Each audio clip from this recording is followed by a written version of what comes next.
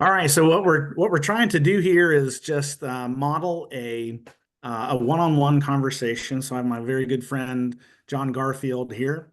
So say hi, John. And my very good friend Chris Orecchio is here, and I've learned how to pronounce Orecchio. I can't spell Yeah. it. I can pronounce it. Oh, yeah. I mean, I still have family that doesn't know how to spell it, so that's not a bad That would thing. be everybody in the United States.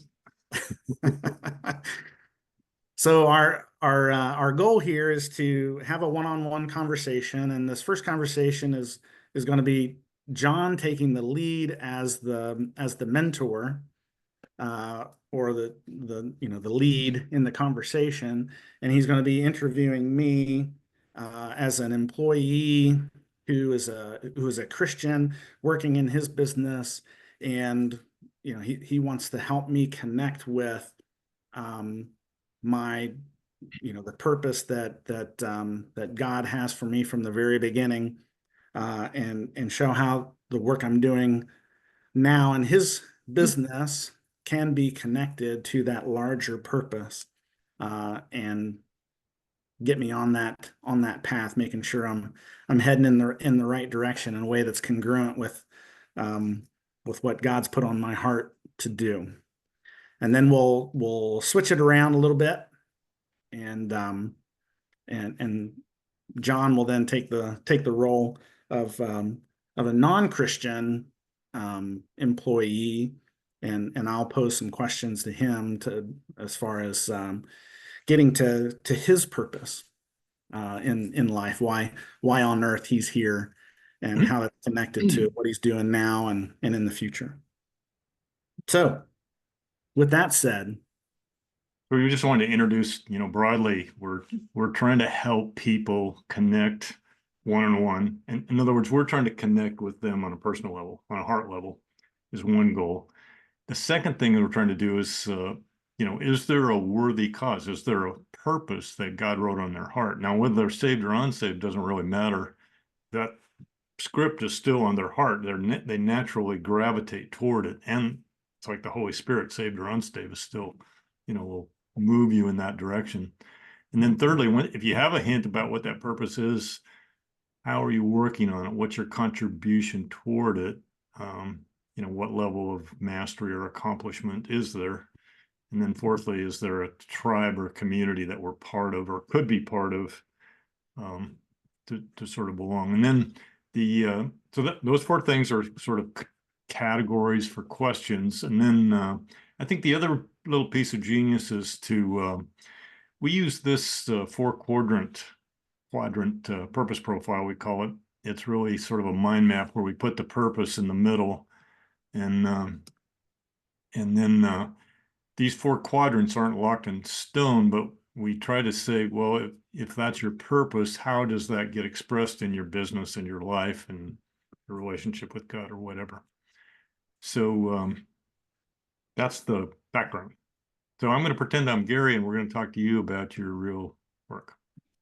So, Chris, good to spend our little weekly chat together now that uh-huh. we're faking a one-on-one. So you were telling me earlier this week that you just had a big sale. Tell me about that. Yeah, we this is a business owner that I've known for a number of years, I'm Gary.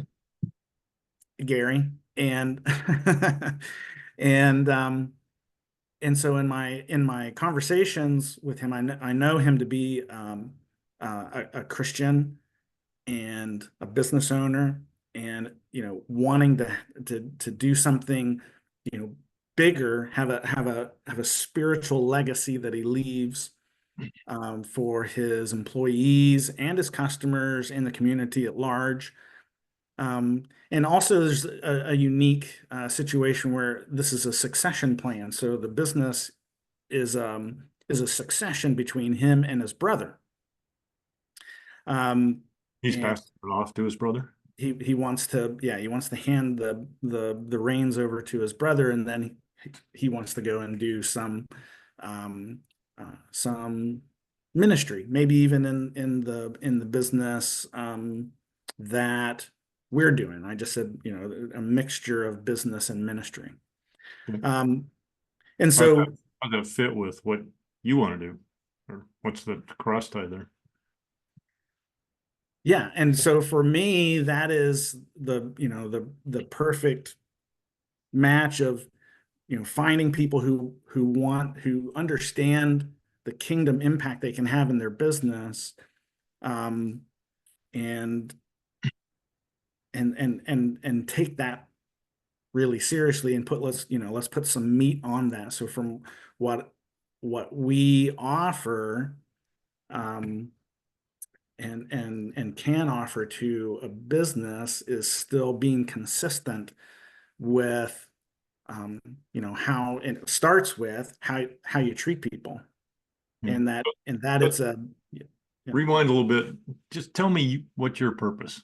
Do you know what that Oh, is? yeah.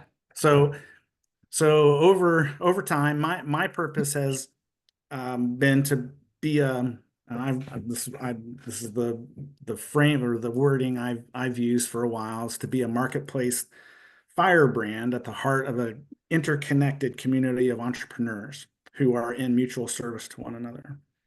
Um, the so that is that it creates a reformation. A reformation is sparked, and it changes the way business is done. And the basis of that change is for business owners in particular, but then to mentor that um, uh, into their leadership and integrate that into the frontline employees. So recognizing that every individual is created by God to have more potential and infinite value. Okay. So how is that different or synergistic with the company that you're working for in sales, right? Yeah, in business development, and you know, we're creating the model for that. So it's actually, um, you know, as in alignment as much as, you know, anything I've ever done. Um, Even when I came up with the Difference? idea. So this is, Is yeah. there any space at all between the two purposes? Is the company purpose exactly the same as yours? As far as I can tell, there isn't any space in between. I mean, we're really aligned on that effort, particularly as it pertains to infusing that idea through all the way to the frontline employees, but in a you know, in a obviously in a practical way for the business. Um, but the basis of it is in, you know, what we call care, but is really agape. Yeah. So how do you make money at that? What's the financial arrangement? How do you, Yeah, what's the value you give and how do you get paid? yeah. So we're still working on that framework, but it is essentially an upfront fee to start the program, because there's a software program that goes along with that. So to get that, Yourself or a company that buys your product? pardon? Are you talking about yourself or the company that buys your product? I want to hear So, how you're making money. oh, how? Okay. Well, how I'm making money is a um, is um, an amount that we've agreed upon, on a monthly amount that we've agreed upon. That is essentially my advisory role. Okay. So where does that go in the future? What's your vision for that? Great question. So you know, that is still, you know, as we're able to engage and, prove this works, then, you know, the other part of that is, particularly the CEO, but we foresee some of the leadership team and even some of the managers downline that interact with frontline employees. They're going to need some coaching. Um, and so for those who I assist in that coaching, um, we've come up with a charge of at least starting off of about $300 a month. And so I will, when I'm engaging personally in that coaching, I'm actually keeping that part of it. Okay. So that's when you engage a third party company. A third party company. Yep. Okay. So you get paid a stipend for sales and something for coaching when that happens. Is that correct? Right. Okay. When anything for sales, or is that included in the stipend? That's included in the stipend Okay. for now, particularly because it's a startup. Okay. And there's other roles that I'm playing as far as advising with content and structure of the program. Is that where you want it to go? Are there more legs on this dream that you see yourself adding? Yeah, I love being at the strategic level. So and we foresee down the road where we may bring on some channel partners, or essentially people who buy a license to develop the business for themselves. And so I see in the future me helping with that structure and with the training of those guys. So I like being at that level um, of strategy and implementation. So Is there a way to multiply it? You have a dream for that? I mean, how do you reproduce the individual sales you make to third companies, and how do you multiply the coaching piece? yeah, I think that's where those channel partners come, where we have people, whether it's them buying a license to take this program to where their centers of influences are, and create an income for themselves on that. Okay. And then yeah. Let's pause a minute and I'll try to explain what I'm trying to do here. Okay. So we're broadly just connecting one-on-one. We're talking about Chris's cause, the purpose of building kingdom culture inside a business, and then we got into his contribution. We didn't really touch on community yet, and then I intentionally, he did give me his purpose, which was to use this software and sales to build culture in kingdom companies and leverage this whole one-on-one process. And I started out on this cash flow to keep the conversation practical, because what I noticed it's a little bit ethereal. Yeah. So I wanted to pull him in to understand exactly what he does and how much he gets paid, to understand the value he's creating and the cash flow that goes with it. Now we could, dive into, the kind of people he's trying to help, or, this could be a different quadrant, but we could talk about his relationship with God, how he's, sort of leveraging the Holy Spirit. I did ask him about how he's going to multiply this concept, like to, other states, other nations. We talked a little bit about that, but that's sort of how far we got with this conversation so far. So I don't have to finish this. I can write down his purpose statement on this piece of paper, and he or I or us together can agree on a few ways that he creates value. So one is the stipend and the other one is the coaching. Is there a third one? No, not at this point, but Okay, so the growth, the growth potential. Yeah. So that and we got out of him that he sees himself in the strategic part of this. So in one sense, there could be a third leg, or that could be over here. kind of doesn't matter. I mean, it's the drill is find out what's in Chris's heart and get the spaghetti on the wall and, you know, make this graphic pretty as the weeks go by. Yeah. So we can go more on that, but that's one stopping place. We could switch and have you interview me if you want to do that. Yeah, let's do that. So, and you know, another observation of that, and particularly if you're making, if you want to keep your commitment to time with your employee or with your client, you know, that's important. I think you make a great point, John. It's okay to stop right there, and we can go on, you know, and carry it on to the next time. Yeah. So when I do this with CEOs, it always gets spread out over about 6 weeks Yeah. because if you start from zero and don't know your purpose, that's a couple weeks right there. Just horse, you know, fishing around, trying to pull something out of the air.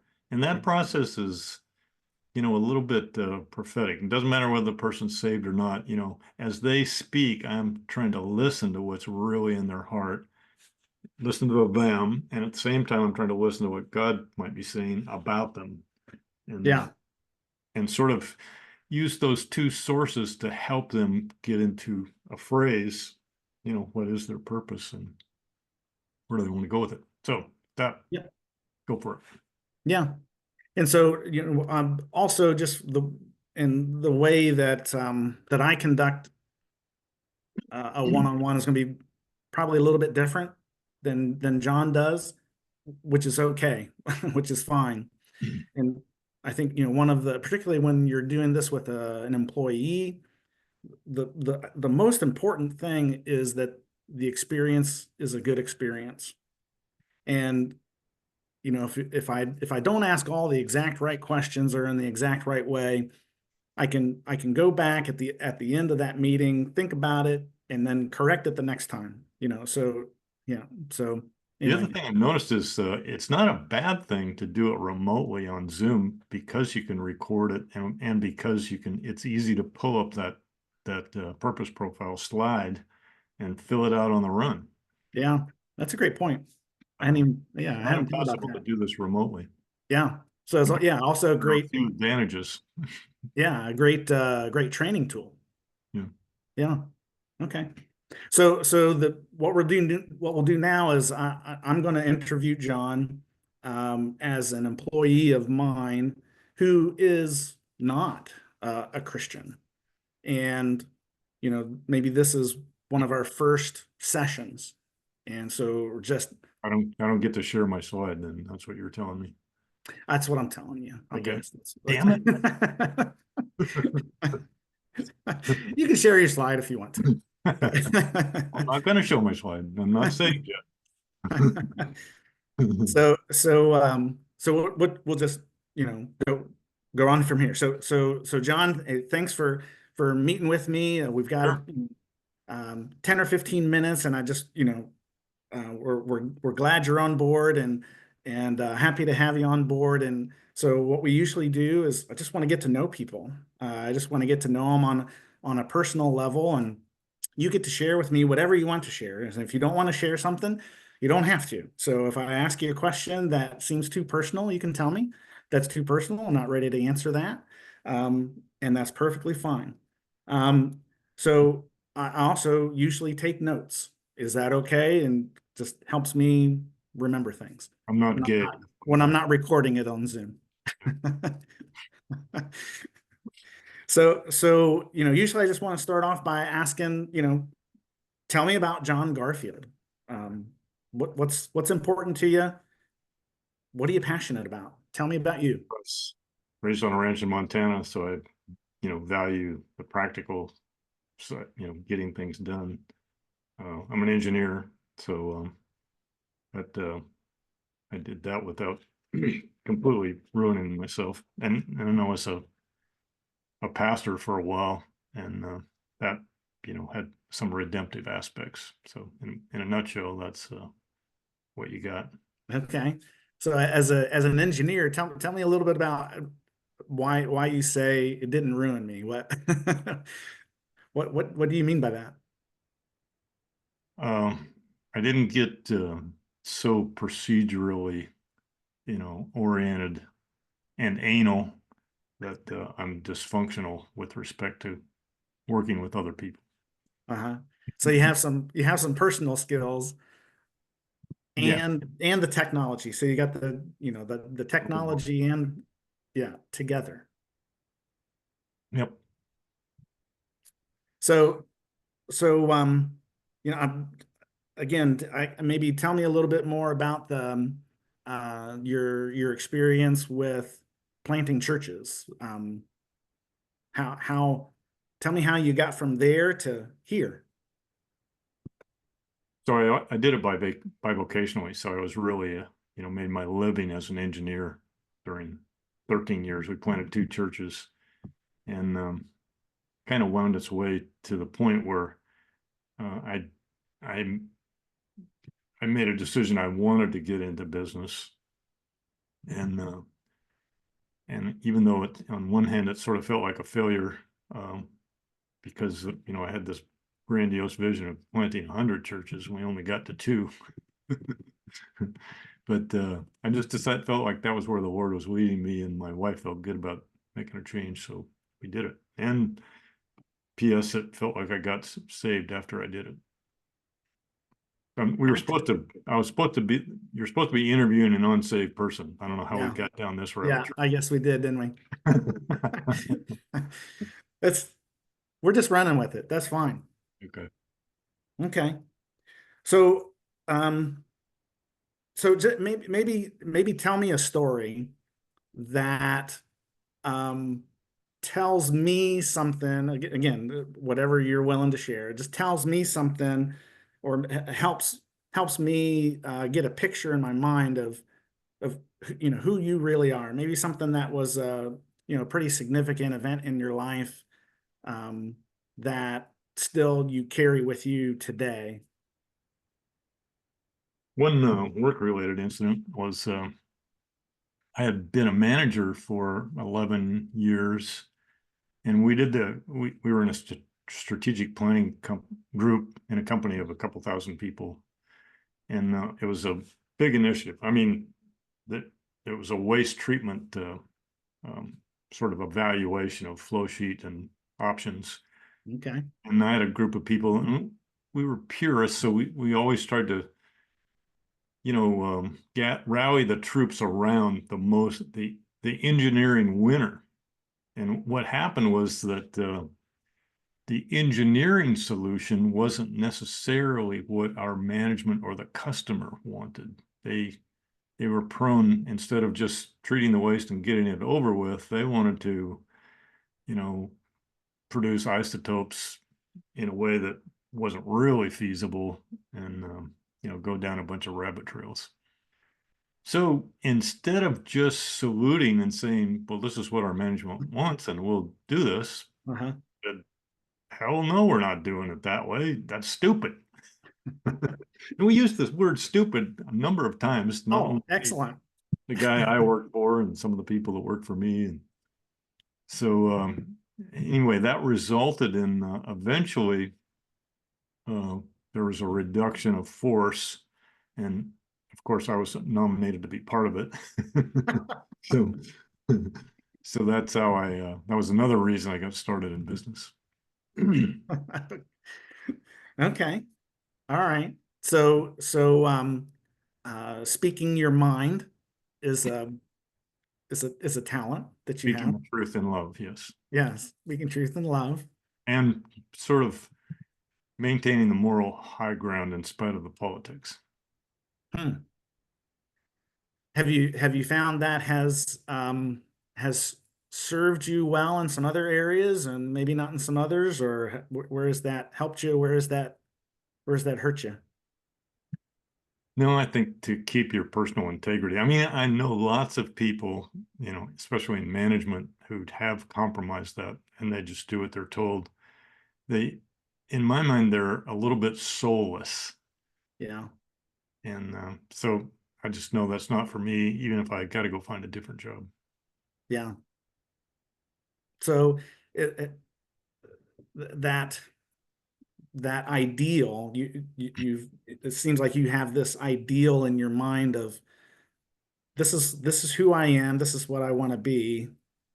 How would you describe that? What are maybe start with some of the things that you are not willing to compromise, and then that. So I don't make it about me. I mean, I like to maintain the moral high ground, but I'm advocating for something that works best for you or the company. Yeah. And if you're doing something stupid, you can trust me to try to be polite when I tell you about it. And if you don't listen, then I'm less polite. But you Hmm. will hear, you know, if a mistake is being made. Now, what if you were supposed to stay on that, if you were not elected to be part of the of the reduction in force, what how would you have proceeded if they said, "No, this is the job and this is what we're doing"? How would you have handled that? So if there's a, I'm the other thing I'm not afraid to do is appeal it to, the next Mhm. level of management. Most managers, you know, aren't resistant to that. They say they welcome, and I wouldn't say they really do. But I would Hardly ever. exercise the appeal process first, and if you know, the corporate management wants to do something stupid, then that's the end. That's fine with me. They can be as stupid as they want to. Yeah. Yeah.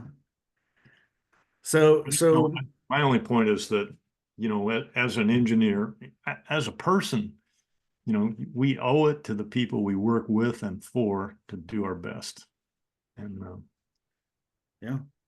if that's, so that's the logic behind it. It's not about me being stubborn or, I have a strong personality and I'm willing to do that. Not everybody is. So that's a little bit of a distinguishing feature. Hmm. It's, I'm not fighting out of my stubbornness. I'm fighting for, the logic of what's best for you. Yeah. So how has that experience then translated? You say now that you're in business for yourself and are moving into this business for yourself. How has that experience? How are you carrying that experience into where you are today? How did So, that so affect you? we're coaching people into, their own purpose, their own hearts.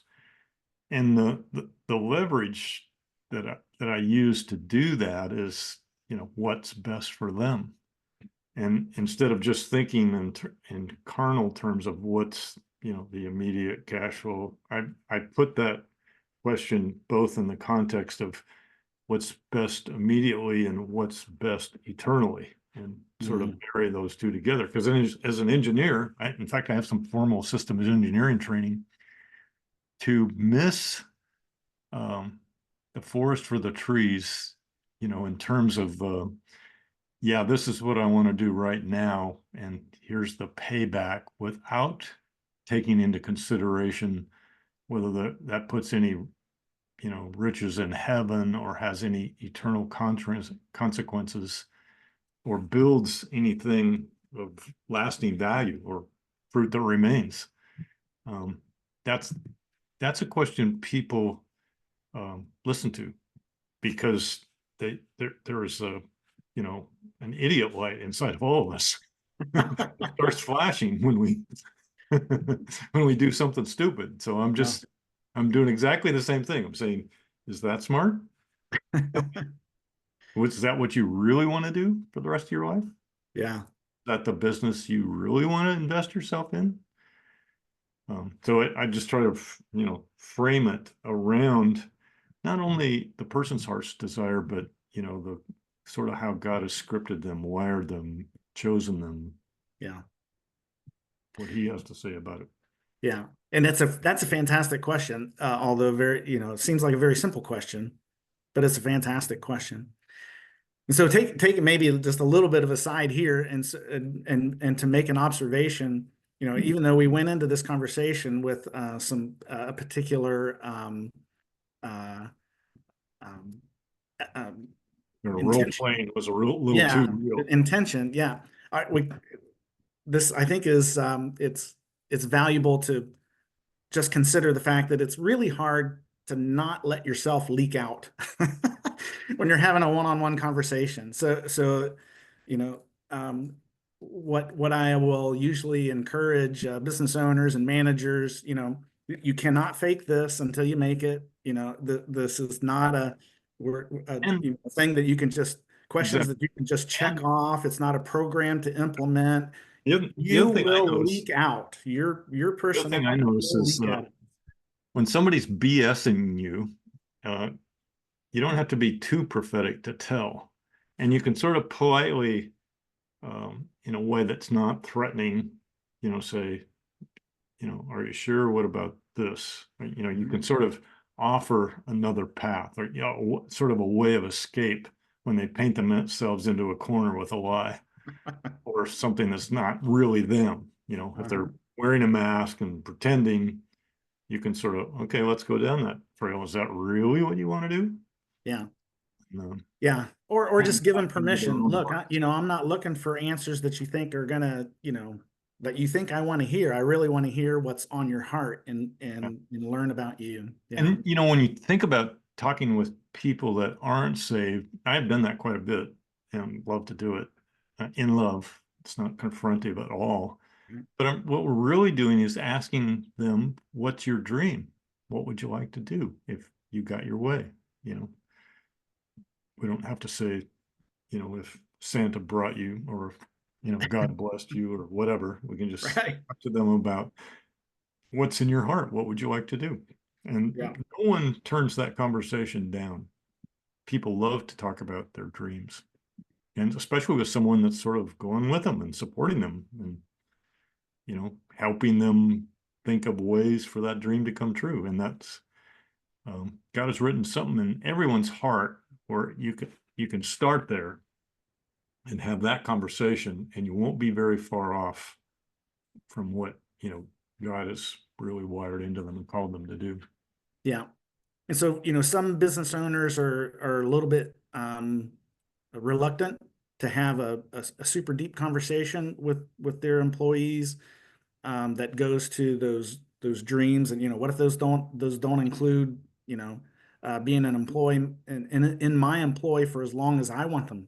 Yeah, you have two choices. You can find out now or you can find out later. That's those are your two choices. And Yeah. there's balloons that go with it. Yeah, that was kind of strange. You can keep yourself as a manager, you can keep yourself in the dark and not ask any of those questions and then Yeah. surprised when it happens. Right. Or and if you know it's coming, that gives you an opportunity to find the replacement and celebrate the graduation. It doesn't have to be a firing. Yeah. A graduation rather than a termination. Yeah. Do you see in your experience uh, getting to that question of, what are your big dreams? What do you want to do while you're here on Earth? And you can pose that in so many different ways that doesn't necessarily, make them feel uncomfortable and have to, describe their deepest thoughts or their inner faith or whatever. But how, you know, does jumping to that question too soon um, get in the way of the relationship, or is it something you got to ease I had into? What has been your experience? when I was a manager, everybody kind of knew I was a Christian, although I didn't, talk about it at work particularly.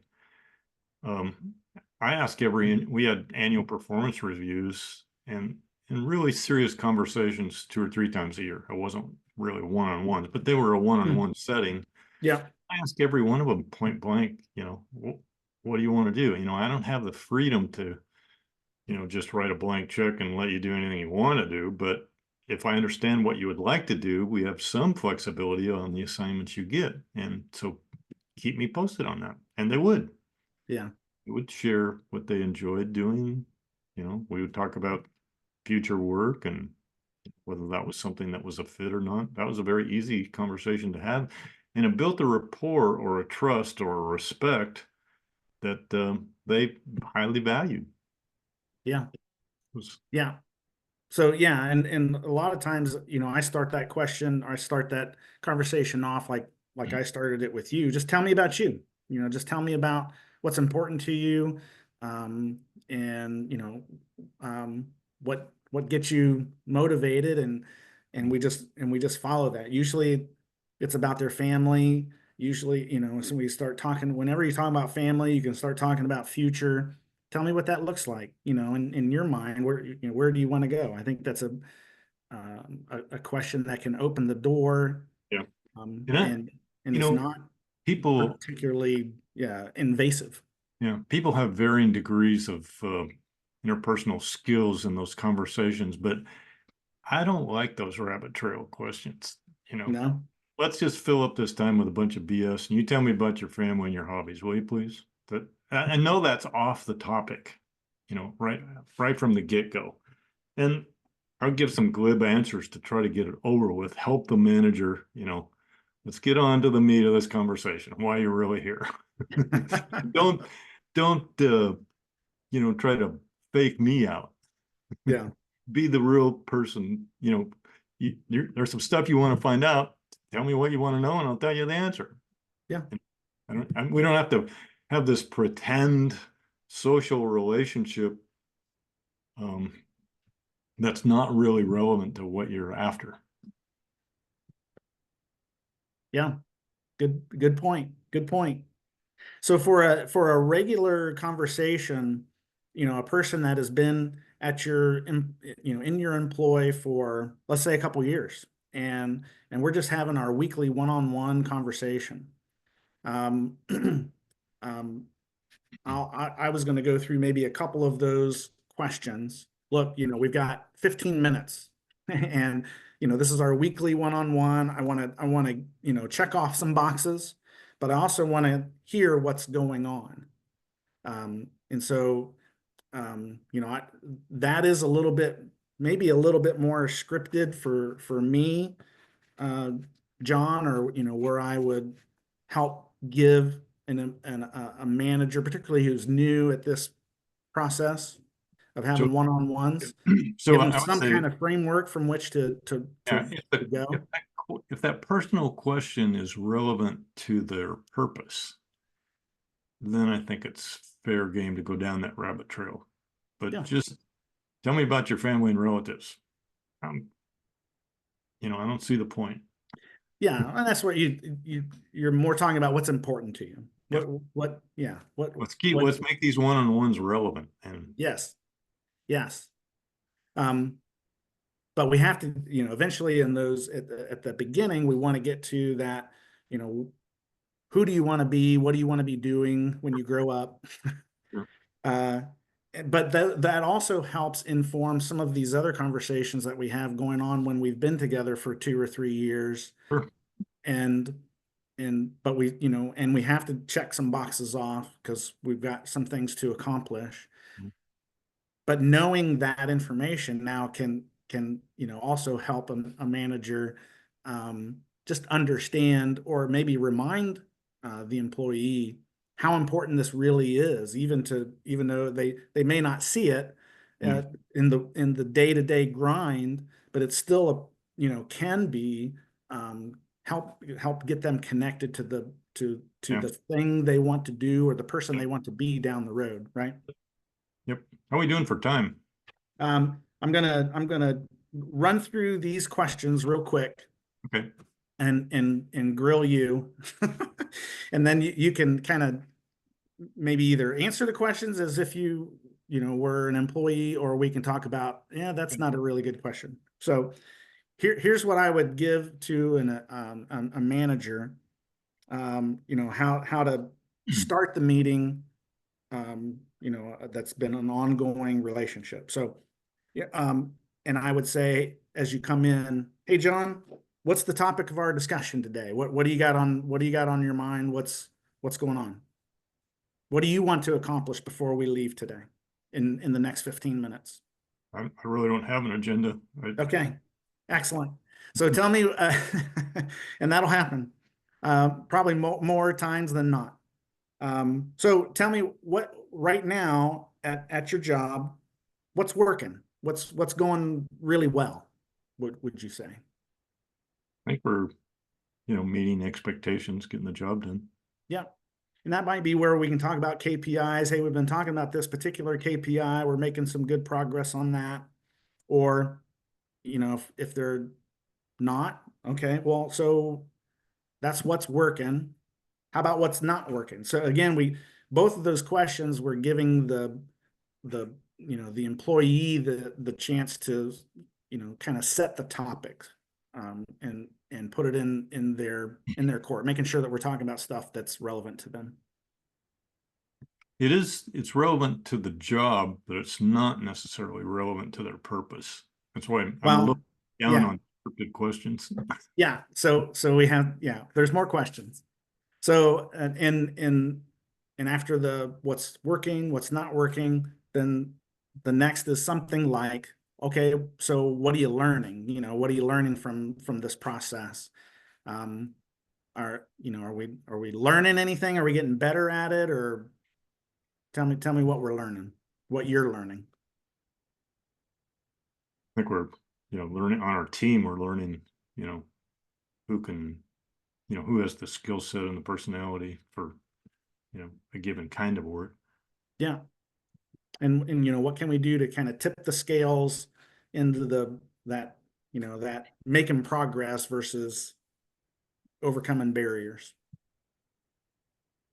So yeah, those again, and those can be related to, what it is they are wanting to do into the future, and how, hey, this skill, your ability to communicate this, or to, bring people together toward a particular goal is something that can, that will really help you in your, your big dream of whatever that is. Yeah. Starting a new business, or having a new position in the company or whatever. So then the question is typically, what needs to change, do you think? If it's not going the way we want it to, or we've got some barriers, what needs to change? Good question. I don't Yeah. have a answer for you. Yeah. And then the next question is, if there is something, okay, this needs to change. Okay. So now, now what? What's next? What can we do different between now and the next time we talk that's going to help you, overcome the barrier, or make the needle move, or get something out of the way? I like to see those questions framed in the around the purpose of the company, because this is what we're really trying to do here. Yeah. This is our sort of our philosophy, or the goal we're trying to get to, like in the area of culture, for example. Yep. And here's an example of where we need to make an adjustment to meet that, and then have a conversation about that gap. Yeah.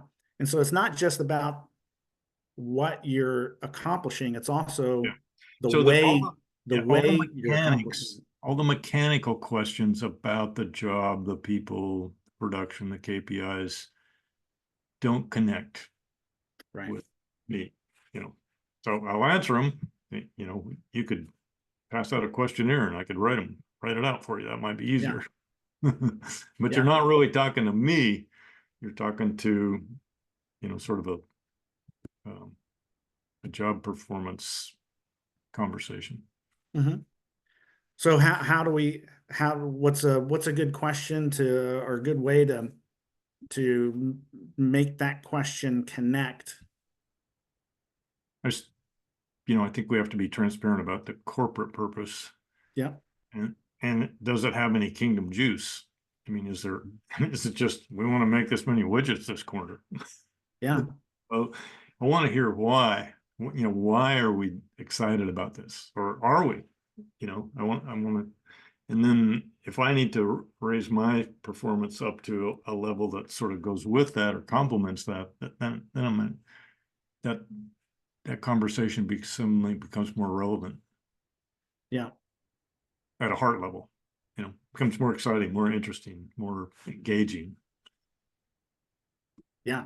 Just asking me, did I check all the procedure boxes for my job description? Yeah, I did. Oh, buddy. Next topic, please. Right. But then but that question about the why, so we've got to connect it to the why of your department and how that contributes to the why of the company. Yeah. And but also, yeah, this is also a great testing ground for you in you know in what you want to accomplish down the road. This is, you know, this is a great opportunity, Yeah.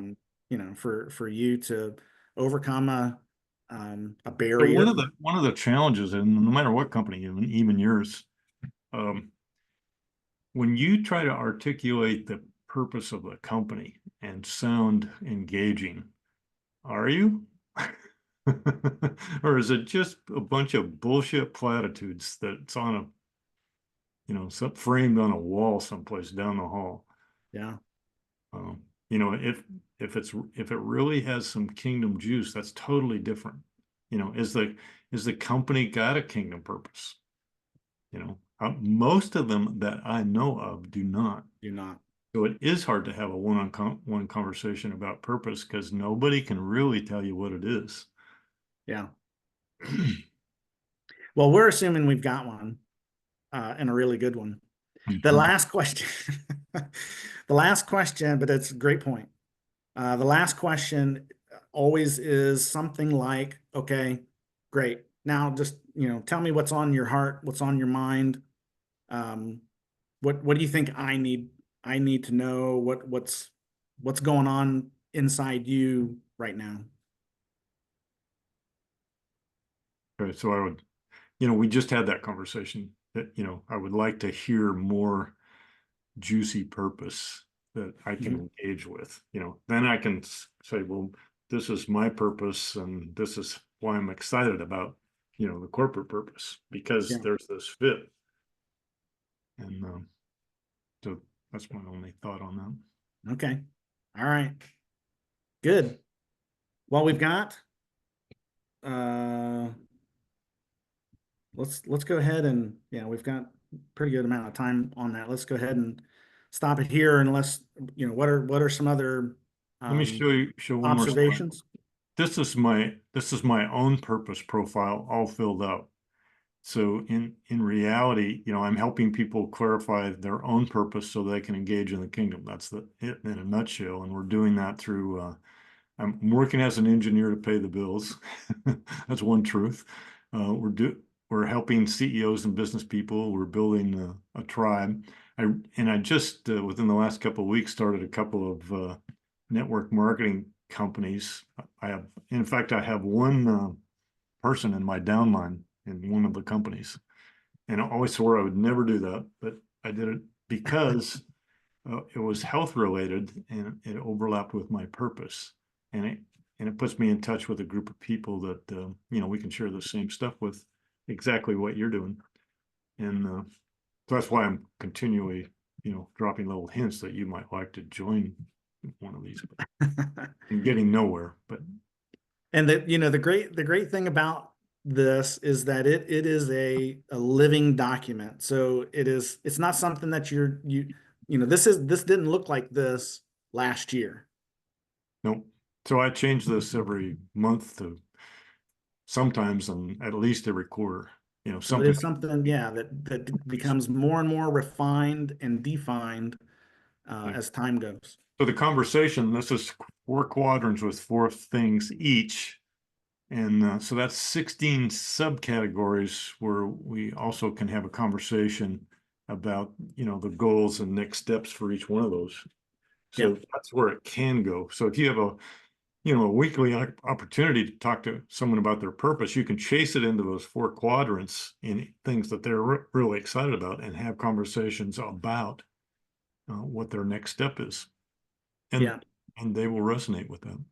Yeah, Because that's a great point. Is to have that framework in your mind as you enter in that conversation, so that you're able to be aware yeah, of where that conversation can go, should go in that particular situation. that's why I mentioned, doing the Zoom call thing earlier, because you know, we filled out your purpose and like 2 things on your values side. We could type those in and park that for a week and start where we left off next week. Right. Right. Very good. Zoom Well, calls John, are also recordable. So in some cases I have, you know, we do stories for people, like tell their life history, how that, you know, the past and present and future Mhm. tie into their purpose, how that theme can be seen throughout their lives. And we just sort of ad lib through that, and I record it, and then I go back and, you know, recreate the story and write a draft for, you know, each portion of their life based on the Yeah. recording. And I couldn't do that half as well just trying to capture everything as you go live and in Yeah. person. Zoom actually works better for that piece of it. Yeah. To be too busy writing notes off to the side, Sort of start to miss the person. yeah, exactly. It'll take your attention away, and they'll feel like it too. Yep. Yeah. Yeah. Great point. All right. Well, thanks, brother. Yeah, I'm this gonna- was fun. Well, I'm sure I'll load this up to YouTube and we'll both be famous. It's that easy. Isn't that how it always works? Yeah.